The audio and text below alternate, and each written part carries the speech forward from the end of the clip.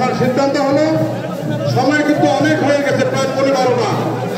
আমাদের নেতৃত্ব আসার পরে সর্বোচ্চ 2 ঘন্টার মধ্যে আমাদেরকে করতে হবে। আপনারা জানেন ইতিমধ্যে ঠান্ডাপুরের একজন সূর্য সন্তান, কৃতি সন্তান সাবেক সংসদ সদস্য ডাক্তার এ.কে.এম. কামরুজ্জামান সাহেব গতকাল ইন্তেকাল করেছেন। আজকে বাদ আসর ওনার জানাজা। আমরা লাঞ্চের মধ্যেই আমাদের সম্মেলনের কাজ শেষ করব।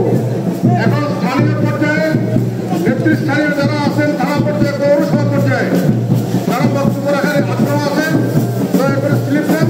মুজিবুর রহমান মজুমদার, আনাম ভূঁইয়া আপনার তালিকা দেন। আমাদের পৌরসভা এবং উপজেলা বিএনপি ছাত্র দলের কোনো নেতা যদি বক্তব্য দিতে চান, আপনাদেরকে এখনই বক্তব্য শেষ করতে হবে। জেলা এবং কেন্দ্রীয় নেতৃবৃন্দ আসার পরে কোরআন তেলাওয়াত, জাতীয় সঙ্গীত পরিবেশন, দলীয় সঙ্গীত এবং জেলা কেন্দ্রীয় নেতৃবৃন্দের বক্তব্য করতে হবে। তখন স্থানীয় কোনো নেতাকে বক্তব্য দেওয়ার সুযোগ নাই। আমরা আগেই বলেছি, আমরা দুপুরের মধ্যে আমাদের সম্মেলন শেষ করতে হবে। এরপরে নেতৃবৃন্দ খাওয়া দাওয়া করে ডাক্তার এ.কে.এম. কামরুজ্জামান সাহেবের জানাজায় তারা অংশগ্রহণ করবেন। যারা মঞ্চের মধ্যে দাঁড়িয়ে আছেন সবাইকে বসতে হবে। স্বেচ্ছাসেবক ভাইরা যারা ভিতরে দাঁড়িয়ে আছে তাদেরকে বসিয়ে দিন। চেয়ার না থাকলে তারা দয়া করে মঞ্চের বাইরে গিয়ে আপনাদেরকে দাঁড়াতে হবে। সবাইকে আজকে এই সম্মেলন